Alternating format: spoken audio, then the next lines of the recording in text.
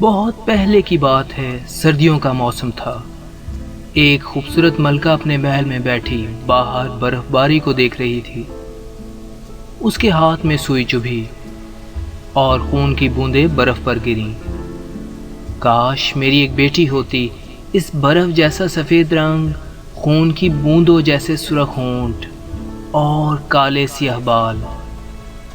ملکہ کی دعا قبول ہوئی اور اس کی ایک بیٹی پیدا ہوئی۔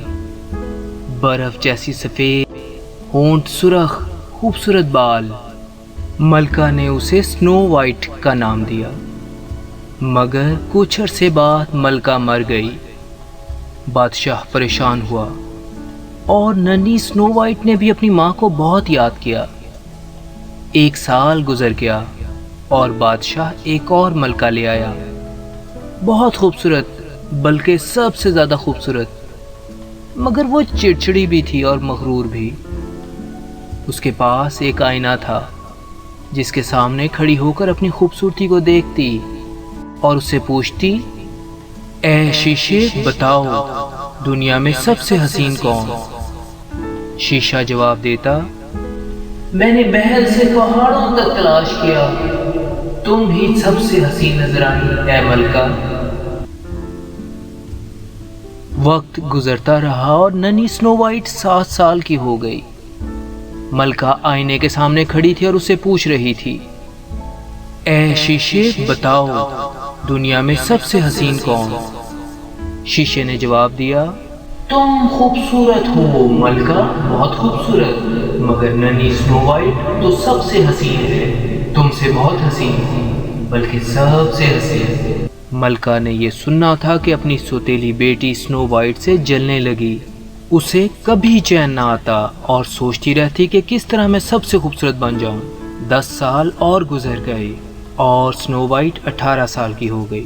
اور پھر ملکہ نے اپنے شکاری کو بلایا اور اس سے کہا، میرا حکم ہے کہ سنو وائٹ کو جنگل میں لے جاؤ اور مار دو اور اس کا دل میری خدمت میں پیش کرو تاکہ یقین ہو کہ وہ ختم ہو چکی ہے۔ شکاری بولا، میں ایسا نہیں کر سکتا ملکہ، شہزادی سنو وائٹ تو بہت نیک اور خوبصورت ہے۔ ملکہ بولی، تو پھر میں تمہیں ختم کروا دوں گی۔ یہ سن کر شکاری ڈر گیا اور سنو وائٹ کو جنگل میں لے گیا، مگر شہزادی اتنی خوبصورت تھی کہ اسے مارنے کے بجائے کہا کہ اے شہزادی، آپ کی ماں آپ کے خلاف ہیں، تو بھاگ کر اپنی جان بچائیے، اور خود ایک جانور کا دل لے کر ملکہ کے پاس آ گیا۔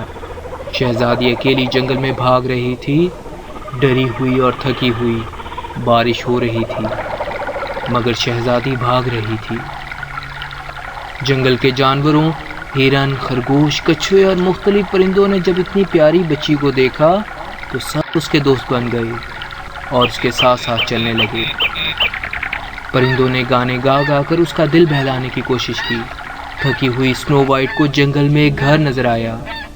گھر؟ جنگل میں گھر؟ کون رہتا ہوگا یہاں؟ اس نے کہا، میں اندر آ جاؤں۔ جب کوئی جواب نہ ملا تو سنو وائٹ اندر چلی گئی۔ جہاں کا ماحول تو اچھا تھا مگر صفائی نہیں کی گئی تھی۔ ایک میز پر 7 پلیٹیں جن کا سائز بہت چھوٹا تھا موجود تھیں۔ ہر چیز 7 کی تعداد میں تھی، کرسیاں 7، بستر 7، مگر ہر چیز بہت چھوٹے سائز کی ہونے پر سنو وائٹ خوش ہوئی۔ آہا، یہاں 7 بچے رہتے ہوں گے تو میں ان کے ساتھ کھیلوں گی، وہ میرے دوست بنیں گے، مگر یہاں صفائی نہیں کی گئی، چلو میں صفائی کر دیتی ہوں۔ اس کے جانور اور پرندے ساتھی بھی اب اس کے ساتھ صفائی کرنے میں مدد کر رہے تھے۔ صفائی کر کے وہ چھوٹے سے بستر پر لیٹی اور سو گئی۔ اسے معلوم نہیں تھا کہ یہ گھر 7 چھوٹے چھوٹے بونوں کا ہے جو اکٹھے رہتے، گانے گاتے، ناچتے اور اس وقت تھوڑی دور سونے اور ہیرے نکالنے گئے تھے۔ جب وہ واپس آئے تو دیکھا کہ گھر صاف ستھرا نظر آ رہا ہے۔ بونے کہنے لگے، ہیں یہ ہمارے گھر کو کیا ہوا؟ یہ تو کبھی ایسا خوبصورت نظر نہیں آیا۔ یہ خوبصورت خوشبو کہاں سے آ رہی ہے؟ ٹھہرو ٹھہرو، کہیں کوئی خطرہ تو نہیں ہے، آؤ دیکھتے ہیں کیا ماجرا ہے۔ پھر انہوں نے بستر پر لیٹی ہوئی سنو وائٹ کو دیکھا تو بولے، کتنی خوبصورت ہے یہ بچی، चलो इसको जगा कर पूछते हैं कौन है ये, कहाँ से आई है। ना इसे सोने दो, इसकी नींद पूरी होने दो। उनकी आवाज़ों से स्नो वाइट जाग गई और घबराकर खड़ी हो गई और बताया कि मेरी सुतेली माँ मुझे मारना चाहती है, तो मुझे अपने साथ रहने की इजाज़त दे दें, मैं आपका हर काम करूँगी। सब बौने इस अच्छी बच्ची से बहुत खुश थे। वो गाने गाते और स्नो वाइट के साथ खेलते, जो खुद भी बहुत खुश थी।